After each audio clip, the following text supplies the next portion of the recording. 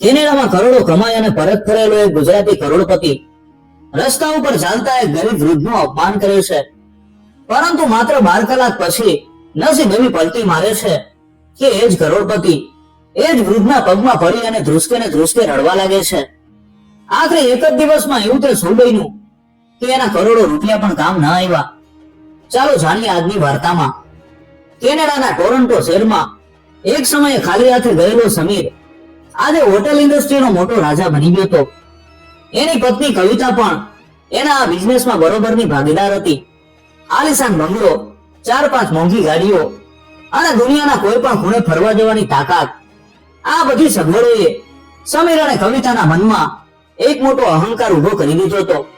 તેઓ માનતા થઈ ગયા હતા કે દુનિયાની કોઈ પણ વસ્તુ, વ્યક્તિ કે ભાવના પૈસાથી ખરીદી શકાય છે. કેનેડાની ચમકદમકમાં તેઓ ગુજરાતમાં આવેલા પોતાના નાના એવા ગામની અને પોતાની દેશી સંસ્કૃતિને સાવ ભૂલી ગયા હતા. 15 વર્ષ પછી પહેલી વાર કોઈ સગાના લગ્ન માટે તેઓ ભારત પાછા આવ્યા હતા. લગ્ન પત્યા પછી સમીરની માસીએ ખૂબ આગ્રહ કર્યો કે આટલા વર્ષે આવ્યા છો તો દ્વારકાધીશના દર્શન કરતા જાઓ. શરૂઆતમાં તો કવિતાએ બહુ નાકનું ટીચકું ચડાવ્યું કે ત્યાં બહુ ધૂળ હશે, ભીડ હશે, આપણાથી એ બધું સહન નહીં થાય.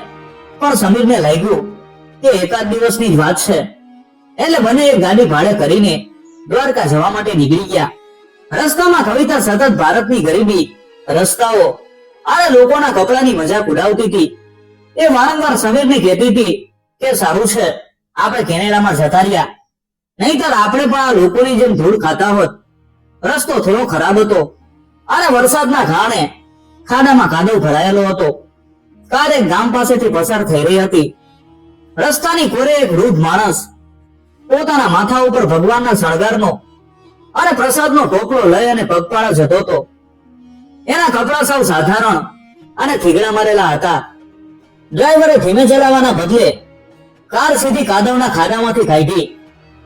કારના પૈડામાંથી ઉડેલો બધો જ કાદવ પેલા વૃદ્ધ માણસના કપડા અને ચહેરા ઉપર પડ્યો. કાર ઊભી રહી ગઈ. પેલા વૃદ્ધે આંખમાંથી કાદવ લૂછતા કાર તરફ જોયું. કવિતાને પોતાની ભૂલ સ્વીકારવાના બદલે અહંકાર દેખાડવો હતો. એણે કારનો કાચ નીચે કર્યો, પોતાના પર્સમાંથી 500 રૂપિયાની એક કડકડતી નોટ કાઢી અને પેલા વૃદ્ધના મોઢા ઉપર ફેંકીને કહ્યું કે જાઓ, નવા કપડા લઈ લેજો અને રસ્તાની વચ્ચે ચાલવાનું બંધ કરો. પેલા વૃદ્ધ માણસે કઈ ન કીધું, બસ એ નોટ જમીન ઉપર પડેલી જ રહેવા દીધી અને નીચું જોઈને એ ચાલવા લાગ્યો. સમીર અને કવિતા મોટેથી હસતા હસતા આગળ વધી ગયા. એમને જરાય અંદાજ નહોતો કે એમણે ફેંકેલી આ 500 રૂપિયાની નોટ અને એમનો આ અહંકાર કલાકો પછી એમને કેવી સ્થિતિમાં મૂકવાનો હતો. બપોર સુધીમાં સમીર અને કવિતા દ્વારકા પહોંચી ગયા. મંદિરમાં અને બજારમાં માણસોનું ઘોડાપુર ઉમટ્યું હતું. ચારે બાજુ ભક્તિ અને શ્રદ્ધાનું વાતાવરણ હતું. પણ આ બંને માટે તો આ બધું એક યાતના સમાન હતું. કવિતા સતત વીઆઈપી લાઈન ગોતતી હતી અને સમીર પૈસાની લાલચ આપીને જલ્દી દર્શન પતાવવાની તૈયારીમાં હતો. તેઓ બંને ભગવાનના દર્શન કરવાના બદલે આસપાસના લોકોની ગરીબી અને વ્યવસ્થાને કોસવામાં જ વ્યસ્ત હતા. દર્શન કરીને બંને બહાર આવ્યા અને બજારમાં ફરવા લાગ્યા. કવિતાના હાથમાં એક અત્યંત મોંઘી બેગ હતી. આ બેગમાં એમનું આખું અસ્તિત્વ હતું. બંનેના કેનેડાના પાસપોર્ટ, લાખો રૂપિયાના ક્રેડિટ કાર્ડ, રોકડ રકમ અને સૌથી અગત્યની વસ્તુ સમીરના સ્વર્ગવાસી માતાની છેલ્લી ચિઠ્ઠી. સમીર ગમે એટલો પૈસાદાર હતો પણ એ પોતાની માની આ ચિઠ્ઠી હંમેશા પોતાની પાસે રાખતો હતો. ભીડમાં ચાલતા ચાલતા ત્યારે કવિતાના ખભા ઉપરથી એ બેગ પડી ગઈ કે ચોરાઈ ગઈ એનો એમને ખ્યાલ જ ન રહ્યો. જ્યારે તેઓ કાર પાસે પાછા આવ્યા ત્યારે કવિતાએ પોતાના ખભા તરફ જોયું. એનો શ્વાસ અધર થઈ ગયો. બેગ નહોતી. સમીરના પગ નીચેથી જમીન સરકી ગઈ. બંને પાગલની જેમ આખા બજારમાં, મંદિરના પગથિયા ઉપર દર્શનની લાઈનમાં દોડવા લાગ્યા. કેનેડાનો આ મોટો બિઝનેસમેન આજે રસ્તા ઉપર ભિખારીઓની જેમ લોકોને પૂછી રહ્યો હતો કે કોઈએ મારી બેગ જોઈ છે. સાંજ પડવા આવી હતી. સૂરજ આથમી રહ્યો હતો અને સાથે સાથે સમીર અને કવિતાની આશાઓ પણ ડૂબી ગઈ હતી. પોલીસ સ્ટેશનમાં ફરિયાદ કરી પણ તરત કઈ થઈ શકે એમ નહોતું. એમની પાસે હવે ચા પીવાનો પણ 1 રૂપિયો નહોતો. ડ્રાઈવર પણ કાર લઈને પાર્કિંગમાં ક્યાંક જતો રહ્યો હતો અને ભીડમાં મળતો નહોતો. ધીમે ધીમે અંધારું થવા લાગ્યું. દરિયા કિનારેથી આવતો ઠંડો પવન કવિતાના શરીરને ધ્રુજાવી રહ્યો હતો. જે સ્ત્રી થોડા કલાકો પહેલા લોકોના કપડા જોઈને હસતી હતી, તે અત્યારે ફાટેલી હાલતમાં એક ઓટલા ઉપર બેસીને ચોથા રાસુએ રડી રહી હતી. પાસપોર્ટ વગર કેનેડા કેમ રહેવાશે? કાર્ડ વગર હોટલમાં કેમ રહેવાશે? સમીરને પોતાની માની ચિઠ્ઠી યાદ આવી રહી હતી. અહંકારનો આખો મહેલ એક જ ક્ષણમાં ધરાશાયી થઈ ગયો હતો. રાતનો અંધકાર એમને ડરાવી રહ્યો હતો. ત્યારે જ પાછળથી કોઈનો અવાજ આવ્યો. એ અવાજ એક સાધારણ દેખાતા ગ્રામીણ માણસનો હતો. તેણે માથે પાઘડી બાંધી હતી અને હાથમાં એક ફાનસ હતું. અંધારામાં એનો ચહેરો બરાબર દેખાતો નહોતો. તેણે ધીમા અવાજે સમીરને પૂછ્યું કે ભાઈ, તમે મને બહુ ગભરાયેલા અને થાકેલા લાગો છો. કોઈ મુશ્કેલી પડી છે? સમીર જે સામાન્ય રીતે આવા લોકો સાથે વાત કરવાનું ટાળતો, તે આજે લાચાર હતો. એણે રડતા રડતા પોતાની બેગ ખોવાયાની વાત કહી સંભળાવી.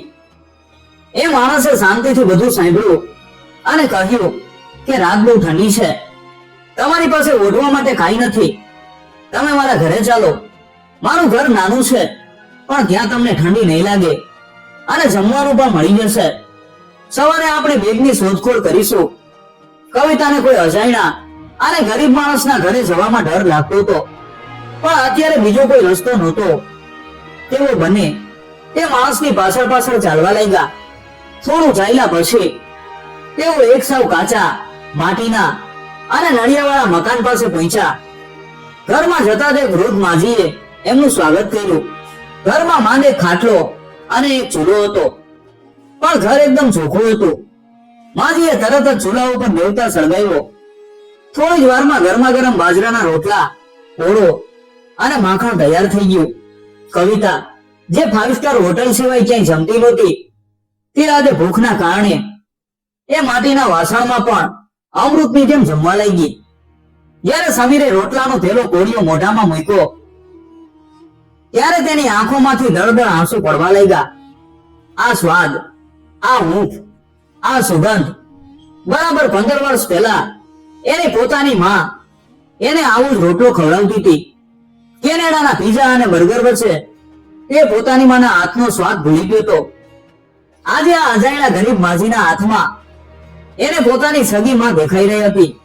જમી લીધા પછી માજીએ ઘરમાં રહેલો એકમાત્ર ખાટલો સમીર અને કવિતા માટે પાથરી દીધો અને પોતે જમીન ઉપર જૂના ગોદડા પાથરીને સૂઈ ગયા. સમીરને ઊંઘ નહોતી આવતી. તે વિચારી રહ્યો હતો કે પૈસાથી આપણે મોટા નથી થતા, મોટા થવાય છે દિલથી. આ ગરીબ દંપતી પાસે કાંઈ નથી, છતાં એમનું દિલ કેટલું મોટું છે. સવારનો કુમળો તડકો માટીના ઘરના આંગણામાં પડ્યો. સમીરની આંખ ખોલી. એણે જોયું કે પેલા વૃદ્ધ કાકા બહાર ખાટલા ઉપર બેસીને દાંતણ કરી રહ્યા હતા. સમીર અને કવિતા બહાર આવ્યા. અજવાળામાં જ્યારે સમીરે એ વૃદ્ધ કાકાનો ચહેરો જોયો, ત્યારે એના પગ નીચેથી જમીન સરકી ગઈ. એનું હૃદય જોરથી ધડકવા લાગ્યું. કવિતાએ પણ મોઢા ઉપર હાથ મૂકી દીધો. આ એ જ વૃદ્ધ માણસ હતા, કાનજી બાપા, જેના ઉપર ગઈકાલે સવારે એમણે કારનો કાદવ ઉડાવ્યો હતો. ઘરની બહાર દોરી ઉપર કાદવથી ખરડાયેલા એ જ કપડા સુકાઈ ગયા હતા. સમીરની નજર ઘરના મંદિરમાં પડી. ભગવાનની મૂર્તિ પાસે પેલી 500 રૂપિયાની કડકડતી નોટ મૂકેલી હતી, જે કવિતાએ અહંકારમાં એમના ઉપર ફેંકી હતી. સમીરને હવે બધું સમજાઈ ગયું હતું. કાનજી બાપા ગઈકાલે રાતે જ એમને ઓળખી ગયા હતા. જે લોકોએ એમનું અપમાન કર્યું, એમના કપડા બગાડ્યા, એ જ લોકોને એમણે આખી રાત પોતાના ઘરનો એકમાત્ર ખાટલો આપી દીધો. પોતે જમીન ઉપર સૂઈ ગયા અને પોતાના ભાગનું જમવાનું પણ એમને ખવડાવી દીધું. સમીર દોડીને કાનજી બાપાના પગમાં પડી ગયો. એ નાના બાળકની જેમ ધ્રુસકે રડવા લાગ્યો કે બાપા, અમને માફ કરી દો. અમે પૈસાના નશામાં આંધળા થઈ ગયા હતા. અમે તમારું અપમાન કર્યું અને તમે અમને ભગવાનની જેમ સાચવા. સમીર રડતા રડતા બોલી રહ્યો હતો, તમે ગઈકાલે રાતે જ અમને કેમ ન કાઢી મૂક્યા? કાનજી બાપાએ હસીને સમીરને ઉભો કર્યો અને માથે હાથ ફેરવતા કહ્યું કે બેટા, ભૂલ તો માણસથી જ થાય. તમારા કપડા ખાધેથી બગાડ્યા હોત તો તમે ધોઈ નાખત, એમ મારા કપડા બગડ્યા તો મેં ધોઈ નાખ્યા. એમાં હું વેર શું કામ રાખું?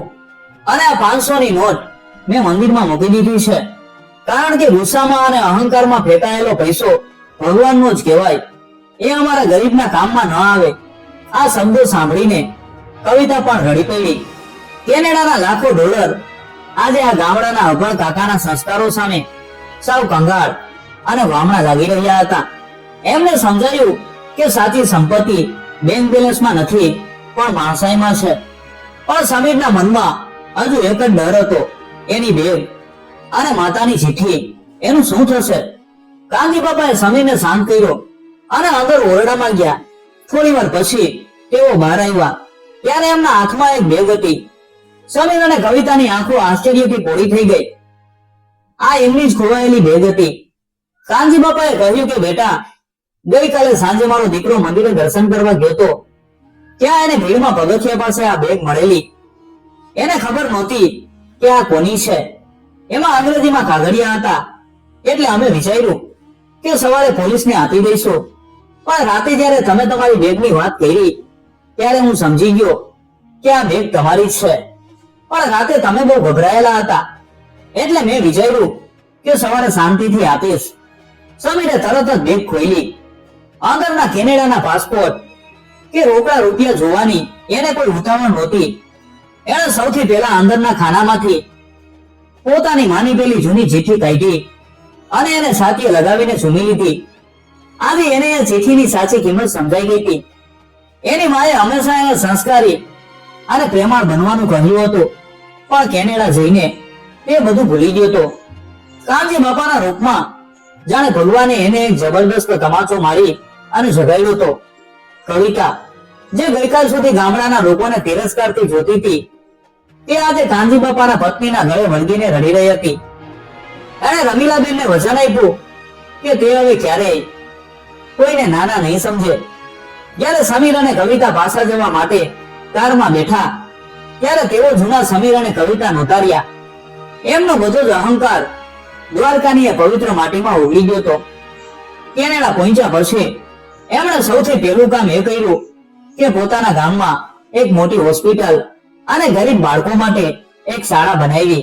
હવે તેઓ દર વર્ષે ભારત આવે છે અને કાનજી બાપાના એ જ માટીના ઘરમાં રોકાઈને બાજરાનો રોટલો જમે છે. મિત્રો, આ વાર્તા આપણને એ શીખવે છે કે વિદેશની ધરતી ઉપર ભલે આપણે ગમે એટલા ડોલર કમાઈ લઈએ, પણ આપણા વતનની માટી અને સંસ્કારો ક્યારેય ભૂલવા ન જોઈએ. પૈસો જીવનમાં જરૂરી છે, પણ માણસાઈ, નમ્રતા અને પ્રેમ જ માણસને સાચા અર્થમાં ધનવાન બનાવે છે.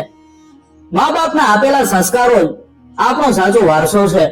મિત્રો, જો તમને આ વાર્તા ગમી હોય તો વિડીયોને લાઈક કરજો અને કોમેન્ટમાં જય દ્વારકાધીશ લખવાનું ભૂલતા નહીં.